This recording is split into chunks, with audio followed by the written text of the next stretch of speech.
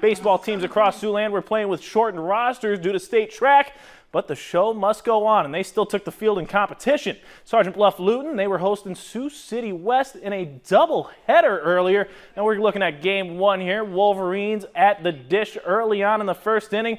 This ball sent high into the air.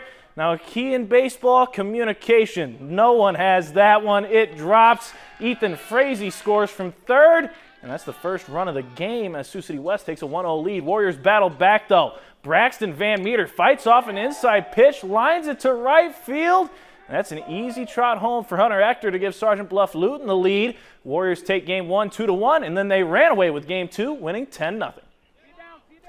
Bishop Heelan hosting Council Bluffs' Abe Lincoln. We'll start things off in the bottom of the first inning of this one. George Chabanos at the dish, and he hammers this one. That's over the left fielder's head. It drops, rattles off the wall. Shane Sanderson scores from second, and it's 1-0 Heelan.